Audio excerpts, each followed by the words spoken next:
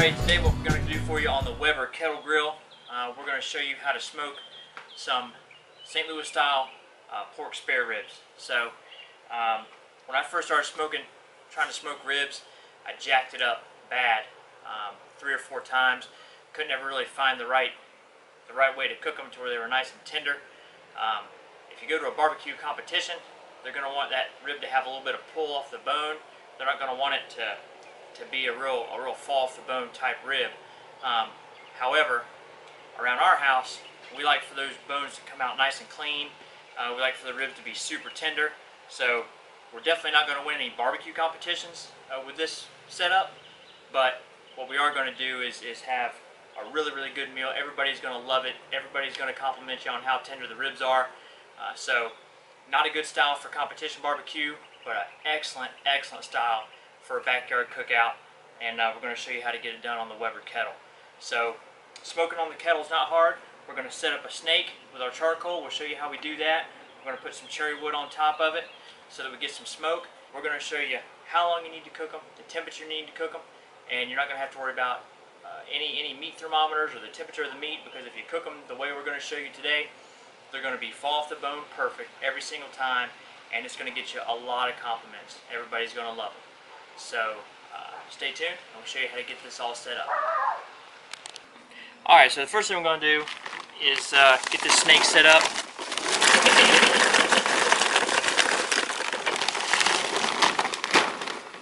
If you've watched a couple of our previous videos, we showed you how we set up the snake method, but we'll go over it again. So you're going to set up coals 2 by 2, 2 layers on the bottom, and then a row of 2 on the top. So we'll show you how we get all that set up.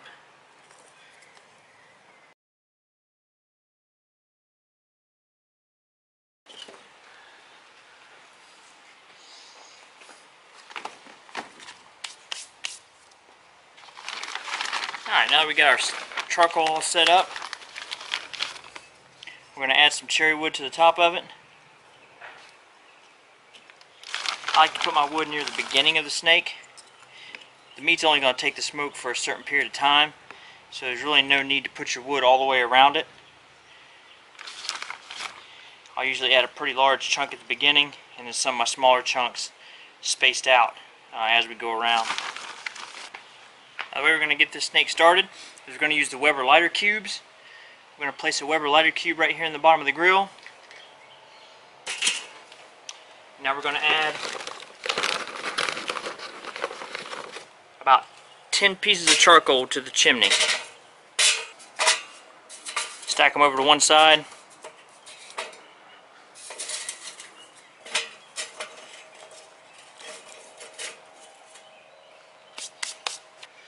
Once you get them stacked on one side, you're going to go ahead and light the lighter cube.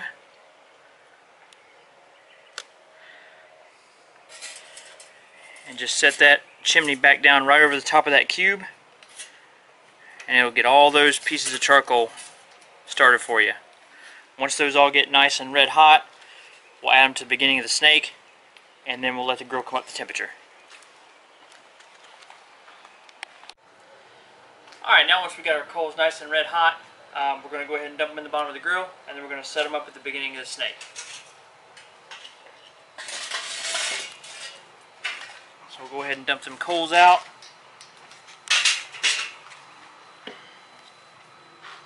And you're basically just going to set them up the exact same way that you started the snake. Just stacking them 2 by 2 on top of each other. Alright, so now that we've got that started, what's going to happen is these coals are just going to keep getting the next set of coals hot, and they'll start burning, and it's going to burn all the way around. So the way I like to set my vents up in the beginning is I like to leave my bottom vents wide open and my top vent wide open to get the maximum amount of heat through the grill. So setting up the grill, I struggled a lot with trying to get my heat right, so it's a real simple concept. You have to have airflow through the bottom of the grill and out through the vent to get the proper heat. So I start off with the bottom wide open, the top wide open, just so these coals have a chance to get started good.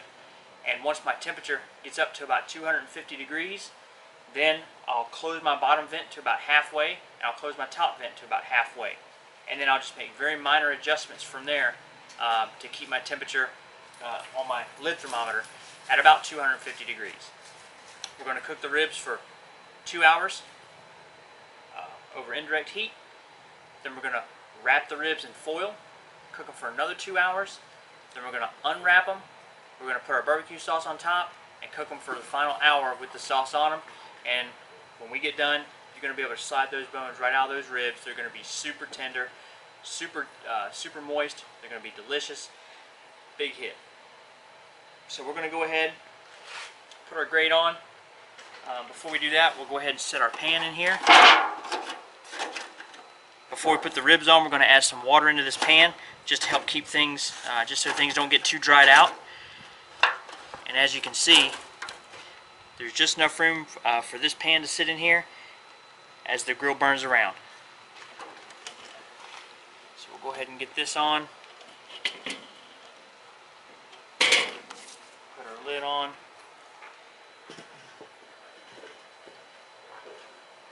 My bottom vents are already wide open. We'll go wide open on the top, and then we'll wait for this to get 250 degrees. We'll go ahead and put the ribs on at that point.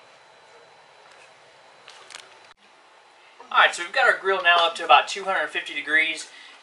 Getting ready to put the ribs on. Talk for a minute about what we did to prepare these ribs. So when you're preparing your ribs, whether it's baby backs or whether it's spare ribs like we have here, you're going to want to flip the ribs over to the bottom and peel that real thin membrane off that's on the bottom of the ribs. If you peel that off, that's going to help them come apart a little easier when it's time to eat them. And that membrane can get a little tough if you don't remove it before you cook the ribs. So what we used for our rub, we used like a hickory smoke rub on this. You can make your own. There's a lot of recipes that you can find online how to make your own rubs. There's a lot of store-bought rubs that are really, really good. So we put a little bit of mustard on top of the ribs to help hold that rub onto it. You're not going to get any flavor from that mustard. It's going to cook off, but it's going to help you get a nice crust on top of those ribs while it's cooking. So a little bit of mustard. I'll put our rub on, rubbed it in, and we just put that on right before we started the grill. So they've been sitting out now for probably about 30 minutes to come up to temperature a little bit, get a little closer to room temperature, and now we're ready to put them on the grill. So the first thing we're going to do when we go to put these on the grill, we have our pan in here. We're going to go ahead and add some water to it. And that's just going to help keep everything from getting dried out as it cooks. You can see we got our snake started, and if you look right down in here close, you can see how our coals that we put in initially have started to burn those other coals around. Now you'll have to adjust your vents. As you get to the wood, you're going to get some temperature spikes, so you'll have to control that with your vents, but we'll talk about that when it's time. And now let's go ahead and get these ribs on. So we'll take this first rack. Lay them right over there. Put our second rack on.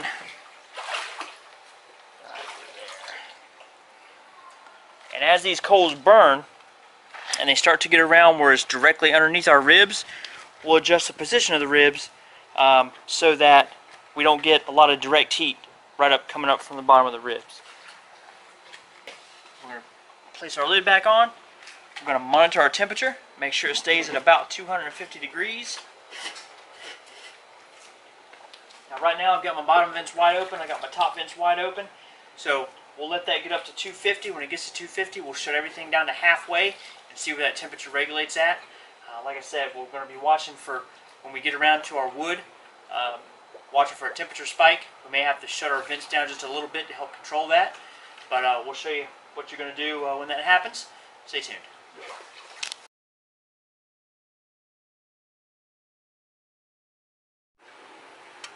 Alright, so we're about an hour and 15 minutes in, and as you can see, our temperature is starting to creep up a little bit. We started at 250, now we're about 275, so that happened because we're up to our cherry wood on the snake.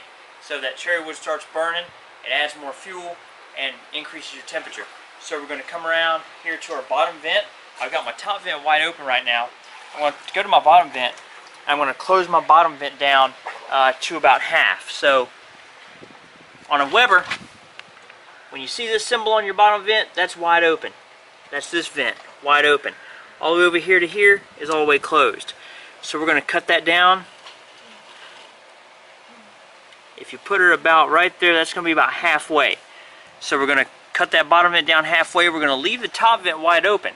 What that's going to do is that's going to choke out some of the airflow coming up from underneath, and it's going to leave the top vent open to allow some of that excess heat to escape. Let this sit like this for about 15 minutes and see where your temperature regulates out. If it drops down too far, you can open your bottom vent back up a little bit. But when my temperature starts to climb, I like to go ahead and open my top vent all the way and control my airflow with the bottom vent to keep my temperature about right where I want. 2 hours in, we're going to go ahead and wrap them in foil, and we're going to add some butter to the top of them when we wrap them, and that's what's really going to make the magic happen on these ribs. So let's see what they look like. Oh man, look at that. Now that's after 2 hours of cooking over indirect heat. Our snake is about just shy of halfway around burning, so we're on a good track. Let's go ahead and pull these off.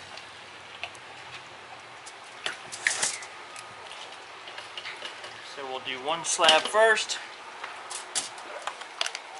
and this is really what's really going to make a big difference on your ribs. We're going to put about 3 tablespoons of butter right on top of it while we wrap them. Put one on each end, one in the center.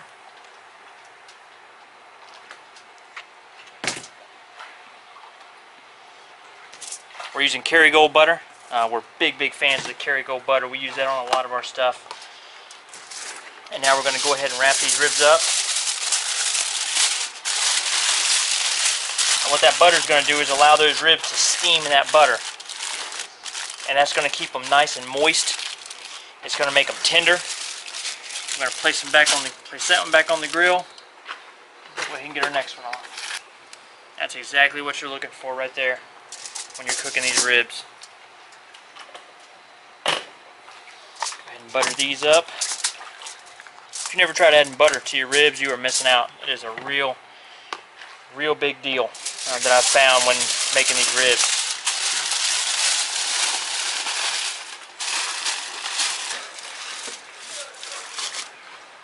Now that our snake's kind of burned around from this side of the grill, we can go ahead and cheat these over a little bit, so that as it continues to burn around, you don't get the direct heat on the bottom of these ribs. So we'll just kind of cheat these over to this side of the grill now that we're burning the snake around. We've got just a couple of pieces of wood left, but obviously once you wrap them in the foil, they're not going to take any of that smoke. So the smoking part of the cook is pretty much done by now. So we're going to put these back on. We're going to monitor our temperature, try to keep it as close to 250 as we can. And then we'll check on these in 2 hours. We're going to open the foil up. I don't even take them out of the foil. I just open that foil right on the grill. We'll put our barbecue sauce on, and we'll cook them for that last hour. And then we'll show you how tender these ribs are going to be. Alright, we're 4 hours in now. You can see we're maintaining about 250 degrees on the Weber kettle. We're going to go ahead and open up this foil. We're going to apply some barbecue sauce and cook them for 1 more hour with the sauce on it, with the foil opened up. Sometimes I'll make my own sauce, but today we're just going to use one of my favorite sauces, which is just the Sweet Baby Ray's Original. It's an excellent sauce. Everybody really likes it. So, you know, you can use that. If you have your own sauce you want to make, that's great too. But either way, the trick is to not put too much. You don't want to put too much barbecue sauce on there because you don't want to drown out the flavor that you've worked so hard to get by smothering it in barbecue sauce. So what I'll usually do is just open these ribs up a little bit. That's looking excellent, and that is looking great. The reason I don't take them off the foil is because at this point these ribs are going to be so tender already that if you start trying to pull them off of this foil, they're going to start breaking apart on you. So we're just going to unfold that foil that we put on there, so we can open them up and get some barbecue sauce on them. That looks delicious. Now these ribs are actually at a temperature that you could eat right now. They are technically done, but if you want them to be really fall off the bone delicious, then you're going to want to put your sauce on and let them ride on that grill for right about 1 more hour. Just have patience, and it's going to really pay off for you. There you go. That's all the sauce we're going to put on them. We're just going to put one little strip down the middle. Just a light coat of barbecue sauce. You can always add more sauce. If you have people that like a little extra sauce on there, then you can add more when you pull it off. But you just really don't want to ruin everything you've worked so hard to get by drowning it out. Like I said, you're not going to win no barbecue competitions because judges don't like them ribs to fall off the bone. But everybody I've ever made these ribs for absolutely loves how tender they are and the way they fall right off the bone. So the only judges I'm cooking for is my wife and kids, and then my friends that love to eat my grilled food. So that's what I'm cooking for. All right, we've got them opened up. We got that sauce on. We're going to let these bad boys ride for 1 more hour on the grill, and then we're going to pull them off, and I'm going to show you how easy those bones are going to slide out of that rib. Alright, here it is. 5 hours we've had these bad boys on the grill. We went 2 hours unwrapped at 250 degrees. We wrapped them in foil with butter on top of them for 2 more hours, and then we unwrapped them and cooked them for another hour with the barbecue sauce on top. So let's see what they look like. I already know what they're going to look like. They're going to look delicious because they always turn out fantastic when you cook them this way. Look at that. I tell you what, if that don't make your mouth water, nothing will. That is an outstanding, outstanding looking rack of ribs right there. We're going to move them over to our tray, and then we're going to see how tender they are.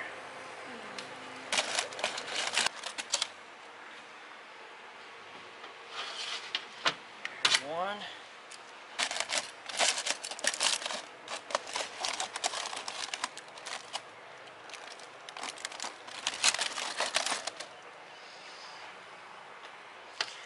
Here you have it, my friends. Now, alright, what we've been talking about the whole time, watch what happens to this bone right here. They're going to be really hot, just coming off the grill. So we're going to have to use a little napkin here to pull them out. There you go. That bone come out clean. And every single one of those will do the same thing. We're going to take them inside. We've got some awesome coleslaw that we made up. You can check out the recipe we used for our coleslaw in the description. But we're going to let these rest for probably about 15 minutes. Let them cool off just a little bit before we slice them. But that's what you're going to have to look forward to if you cook them. 2 hours unwrapped, 2 hours wrapped, 1 hour with barbecue sauce. And if you don't think these things are going to be delicious, listen to what my main man Dylan has to say about them. What you think about them ribs, Dylan? I think they're amazing. I think these are awesome. I would just eat them right now, but they're hot. So I'm obviously not going to eat them. And the recipe, if you guys can remember the entire recipe, the recipe is going to be in the description. And the coleslaw is going to be in the description. And I am super excited to eat these. That's what I'm saying. So right there, let's go eat them, brother. Let's do it. Thank you guys for watching. You can follow us at Joopy Outdoors. You can follow us on Facebook. I know, mouth's watering. Everybody's mouth's watering. You can follow us on Facebook, Joopy Outdoors. Follow our blog, joopyoutdoors.com. You can find us on Instagram. We're at Joopy Outdoors. Thanks for watching, guys. Peace out.